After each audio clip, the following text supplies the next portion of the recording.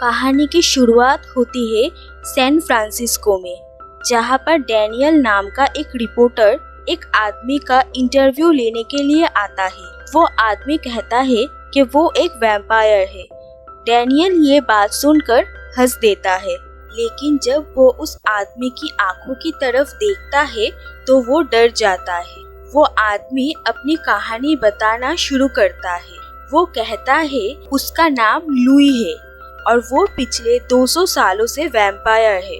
या 1791 से वो अपनी जिंदगी के बारे में बताना शुरू करता है, जब वो एक वैम्पायर नहीं बल्कि न्यू ऑर्लियंस में रहने वाला एक 24 साल का नौजवान था। वो बहुत अमीर था और उसके पास बहुत सारे गुलाम भी थे। लुई की एक पत्नी थी और वो उससे बहुत प्यार करता था, लेकिन बच्चे को जन्म देते वक्त उसकी पत्नी की मौत हो जाती है। पत्नी और बच्चे को खोकर लुई बहुत हताश हो जाता है। उसकी जिंदगी जीने की सारी इच्छाएं खत्म हो जाती है। उसने सबके सामने ये ऐलान कर दिया था कि कोई भी कभी भी उसे मार सकता है, लेकिन उसकी ये ऐलान किसी इंसान ने नहीं बल्कि एक वैम्पायर ने सुना।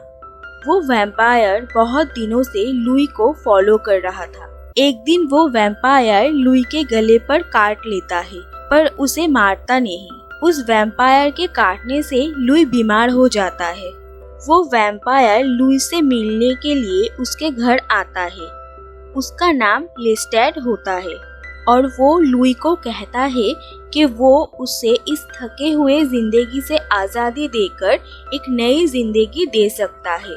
अगले दिन सुबह लुई सनराइज देखता है और उसे बहुत अच्छा लगता है, क्योंकि ये उसका देखा हुआ आखिरी सनराइज होने वाला था। अंधेरा होने के बाद लेस्टेड फिर से लुई से मिलने आता है और उसके गले पर काट लेता है। लुई जब दर्द से छटपटा रहा था, तब लेस्टेड उसे 2 चॉइस देता है। एक, अगर वो उसे ऐसी हालत में छोड़ के चला जाएगा तो लुई मर जाएगा, और दूसरा, वो लुई को अमर बना देगा और वो सारी जिंदगी ऐसे ही जवान रहेगा। लुई लेस्टेड की दूसरी बात मान लेता है और लेस्टेड उसे अपने हाथों से खून निकालकर पिलाता है। दरअसल ये वैम्पायर बनाने की प्रक्रिया होती है कि इंसान के शरीर से सारा खून निकालकर उसे वैम्पायर का खून पिलाना पड़ता है। इसके बाद लुई की मौत हो जाती है और वो एक वैम्पायर के रूप में जन्म लेता है। वैम्पायर बनने के बाद लुई बहुत अच्छा महसूस करता है। लेस्टेड उसे वैम्पायर होने के बारे में बताता है। वैम्पायर्स सूरज की रोशनी बर्दाश्त नहीं कर पाते हैं, इसीलिए वो दिन में कॉफिन के अंदर रहते हैं और रात को इंसानों का शिकार करते हैं। दरअसल दुनिया वक्त के साथ बदल रहा था, पर वैम्पायर्स हमेशा एक जैसे ही रहते हैं और लेस्टेड बहुत सालों से अकेला था। इस बदलते हुए वक्त के साथ एडजस्ट करने के लिए उसे एक ऐसा साथी चाहिए था जो इस दौर को समझता हो। इसी वजह से उसने लुई को एक वैम्पायर बनाया। कुछ दिन इंसानों का खून पीना लुई को अच्छा लगता है, पर धीरे धीरे उसे ये बात परेशान करने लगती है। वो लेस्टेड से कहता है, क्या वो लोग जानवरों का खून पीकर नहीं रह सकते?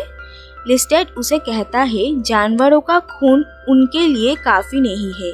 उन्हें जिंदा रहना है तो इंसानों की ही शिकार करना पड़ेगा। पर लुई उसकी बात नहीं मानता है और जानवरों का खून पी के ही अपना काम चला लेता है। पर एक दिन उसकी प्यास इतनी बढ़ जाती है कि वो अपनी मेड की ही खून पी लेता है, और दूसरी तरफ लुई के गुलामों को शक हो जाता है कि उनके मालिक शैतान बन चुके हैं।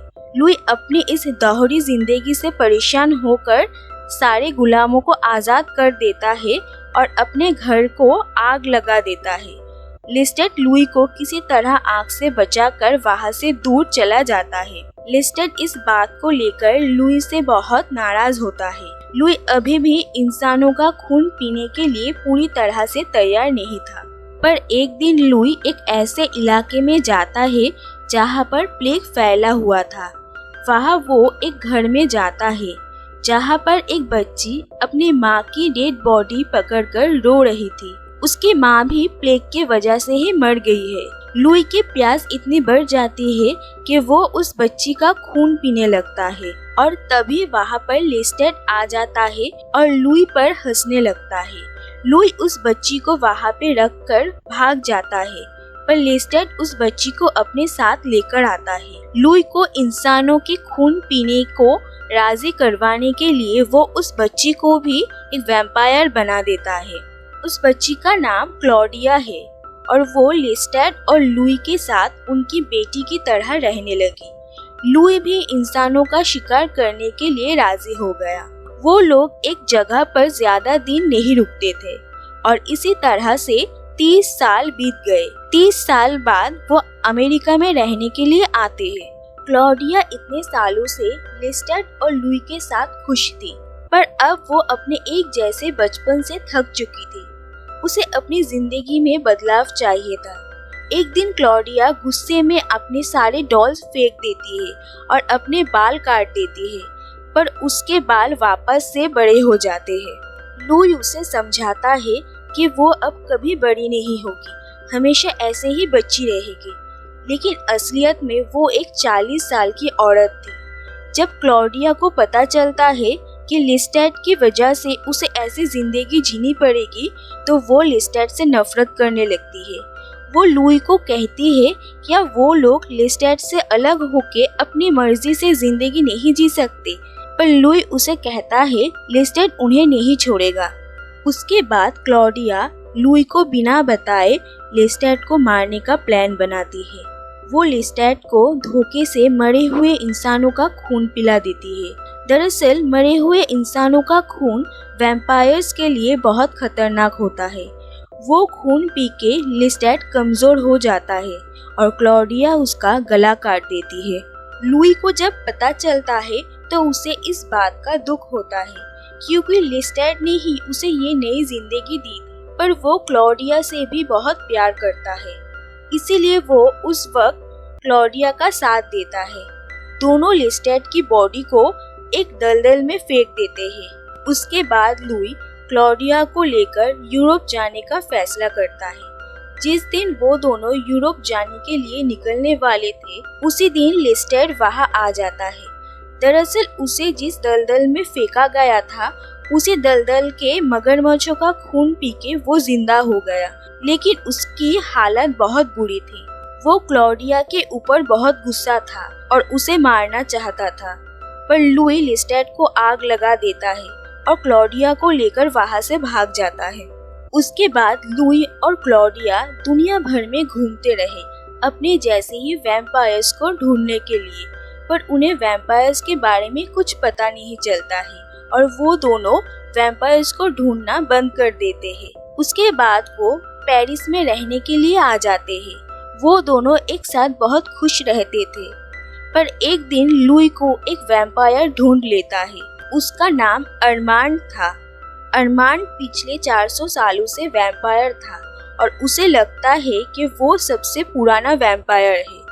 वो और कुछ वैम्पायर्स एक साथ रहते थे और एक थिएटर चलाते थे। लुई और क्लॉडिया उन वैम्पायर्स से मिलने जाते हैं। वहाँ पर जाकर उन्हें पता चलता है कि वैम्पायर्स के अपने कुछ कानून होते हैं और उस कानून में सबसे बड़ा गुनाह है एक वैम्पायर का किसी दूसरे वैम्पायर की जान लेना। दरअसल कुछ वैम्पायर्स के पास दूसरों का दिमाग पढ़ने की शक्ति होती है और इसी शक्ति से वो लुई और क्लॉडिया का दिमाग पढ़ लेते हैं और उन्हें पता चलता है कि क्लॉडिया ने लेस्टेड की जान ली है। क्लॉडिया को लगता है कि लुई उसे छोड़कर अरमांड के साथ चला जाएगा, पर लुई कहता है कि वो ऐसा कभी नहीं करेगा। क्लॉडिया कहती है अरमांड यही चाहता है कि लुई उसके साथ एक साथी की तरह रहे। क्लॉडिया अपने साथ एक औरत को लेकर आती है और लुई को कहती है कि जैसे उसे एक नया साथी मिला है, वैसे ही उसे भी एक माँ की जरूरत है।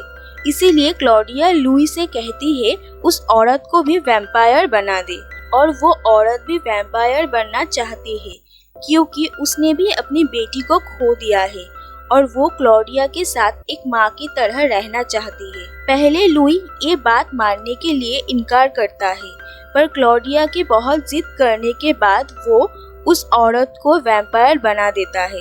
तभी वहाँ पर अचानक अरमांड के साथ रहने वाले वैम्पायर्स आ जाते हैं और लुई, क्लॉडिया और उस नए वैम्पायर को अपने साथ लेकर जाते हैं। वो लोग लुई को एक कॉफिन के अंदर बंद कर देते हैं और क्लॉडिया और उस नए वैम्पायर को एक ऐसे कमरे में बंद कर देते हैं जहाँ पर सूरज की रोशनी पड़ती है। अगले दिन सूरज की रोशनी से वो दोनों जलकर राख हो जाते हैं। लुई बहुत चिल्लाता है, पर वो क्लॉडिया को बचा नहीं पाता है। अरमांड नहीं चाहता था कि ऐसा हो, पर वो कुछ नहीं कर पाता है क्योंकि वैम्पायर्स का कानून बहुत सख्त होता है। उनके मौत के बाद वो लोग लुई को छोड़ देते हैं और लुई उनसे बदला लेने के लिए अरमांड के अलावा बाकी सारे वैम्पायर्स को जला देता है।